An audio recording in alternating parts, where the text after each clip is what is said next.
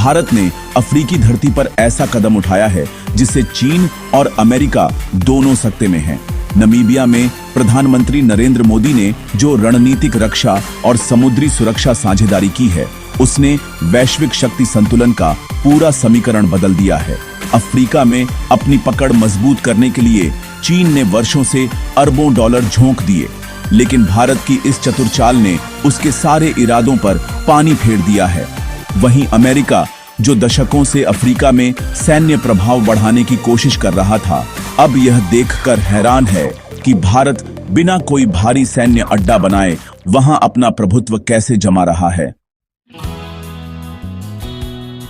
मोदी का यह दौरा कोई सामान्य राजनयिक यात्रा नहीं थी, बल्कि एक सुविचारित भू राजनीतिक प्रहार था जिसने पूरी दुनिया का ध्यान खींचा है।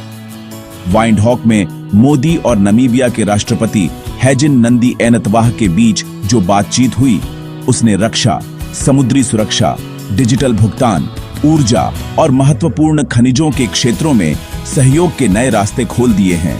यह समझौता सिर्फ आर्थिक नहीं बल्कि सामरिक दृष्टि से भी बेहद अहम है, जो अफ्रीका में चीन के बढ़ते वर्चस्व को सीधी चुनौती देता है।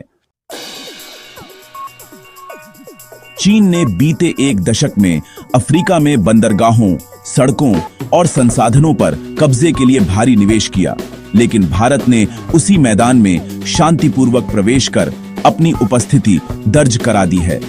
इस साझेदारी में मोदी ने भारतीय डिजिटल भुगतान प्रणाली यूपीआई को भी शामिल किया है, जिससे अफ्रीका के छोटे व्यापारी और उद्यमी भारतीय तकनीक से जुड़ पाएंगे। यह पहल चीन के digital belt and road initiative के लिए एक बड़ी चुनौती है। समुद्री सुरक्षा समझौते के तहत भारत को अफ्रीका के समुद्री मार्गों पर निगरानी और नियंत्रण की सुविधा मिलेगी, जिससे चीन के नौसैनिक जहाजों की हर गतिविधि पर नजर रखी जा सकेगी।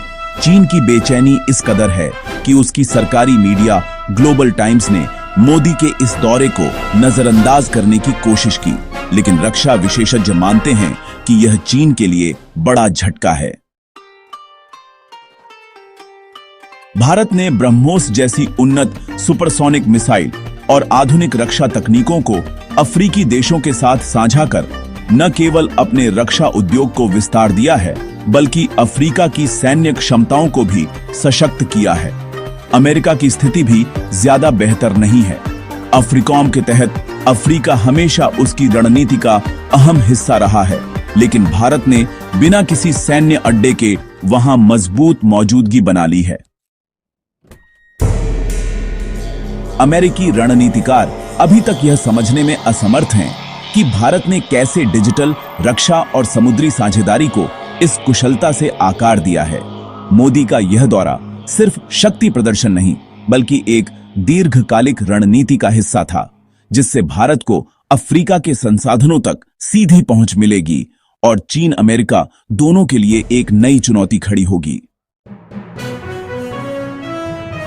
भारत ने जानबूझकर नमीबिया को चुना है, जो रणनीतिक रूप से बेहद अहम है।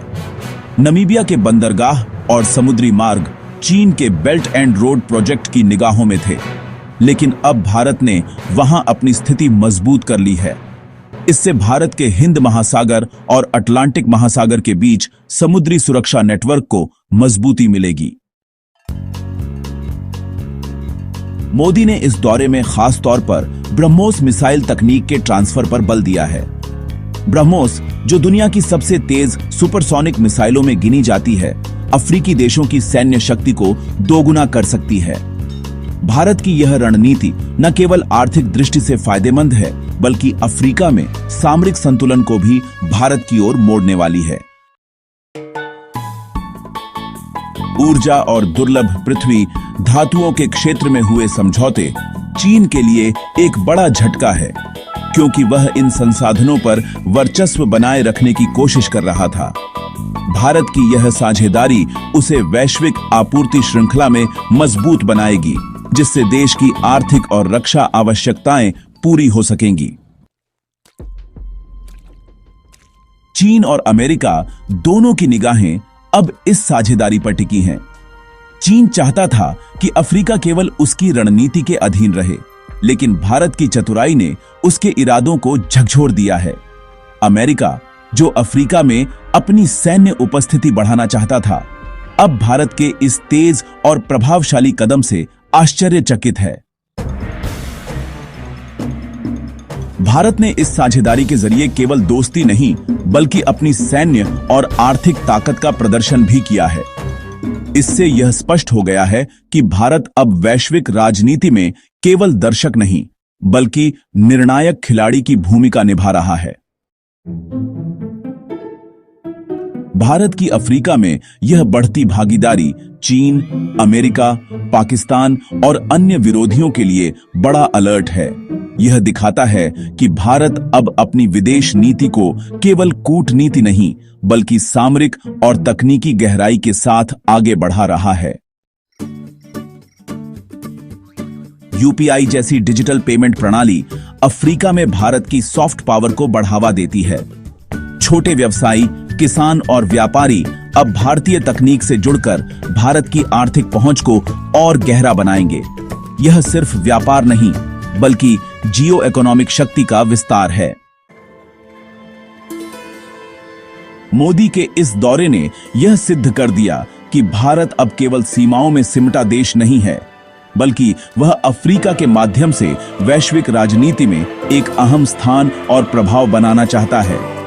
यह साझेदारी आने वाले वर्षों में नए अवसर और कई अहम रणनीतिक फैसले लेकर आएगी। भारत ने इस समझौते में समुद्री सुरक्षा को सर्वोच्च प्राथमिकता दी है, ताकि वह हिंद महासागर क्षेत्र में अपनी स्थिति को और भी मजबूत कर सके। समुद्री मार्ग व्यापार और सुरक्षा दोनों दृष्टि से बेहद अहम होते हैं और भारत इस पर बहुत सोच समझकर आगे बढ़ रहा है। चीन के बेल्ट एंड रोड इनिशिएटिव के कारण अफ्रीका के कई भागों में उसकी पकड़ बन चुकी थी, लेकिन भारत के इस एक कदम ने उसे सीधी चुनौती दी है। यह रणनीति भारत को न केवल आर्थिक बल्कि सामरिक दृष्टि से भी मजबूत बनाएगी।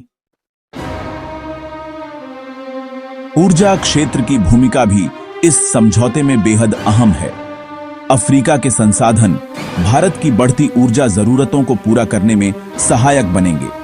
यह साझेदारी ऊर्जा सुरक्षा के लिहाज से भारत के लिए एक वरदान साबित हो सकती है।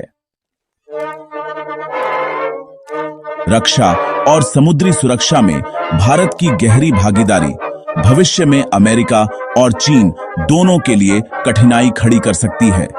इससे भारत की वैश्विक स्थिति और प्रभावशाली बनेगी।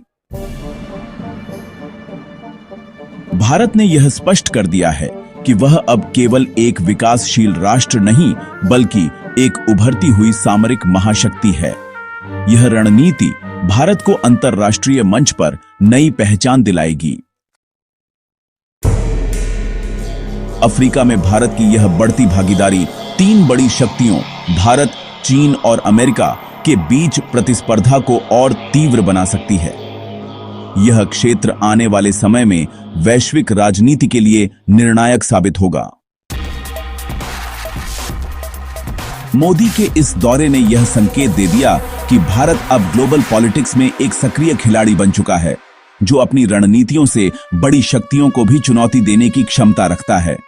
नमीबिया अब केवल एक अफ्रीकी देश नहीं रहा, बल्कि वैश्विक राजनीति का एक अहम केंद्र बन चुका है।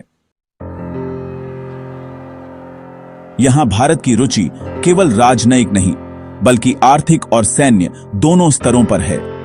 नमीबिया में मौजूद दुर्लभ पृथ्वी धातुओं के विशाल भंडार, जो इलेक्ट्रिक गाड़ियों, मिसाइल गाइडेंस सिस्टम और उन्नत सेमीकंडक्टर के लिए जरूरी हैं, अब भारत की पहुंच में आ गए हैं। जहां पहले चीन इन पर एकाधिकार बनाए हुए था, भारत ने माइनिंग और रिफाइनिंग के सीधे समझौते करके उसकी नींव हिला दी है। यही धातुएं भविष्य की तकनीकी जंग का सबसे बड़ा अस्त्र हैं और भारत ने अफ्रीका के जरिए इन्हें अपने पक्ष में करना शुरू कर दिया है।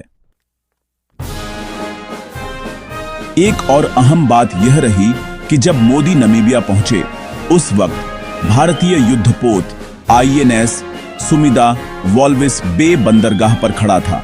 इसका साफ मतलब है कि भारत अफ्रीका में केवल व्यापारिक समझौते नहीं कर रहा, बल्कि समुद्री वर्चस्व की भी रणनीति बना रहा है। आईएनएस सुमिदा की मौजूदगी ने चीन की नौसेना को यह साफ संदेश दे दिया है कि हिंद महासागर और अटलांटिक अब पूरी तरह उसकी पकड़ में नहीं है।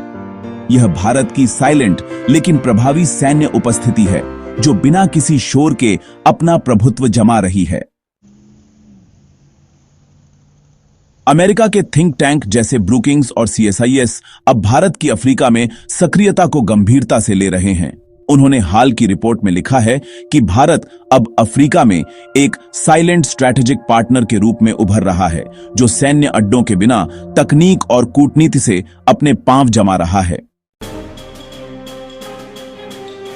अमेरिका को डर है कि अगर भारत और रूस अफ्रीका में एक साथ आ गए तो पश्चिमी देशों का वहां प्रभाव खत्म हो सकता है।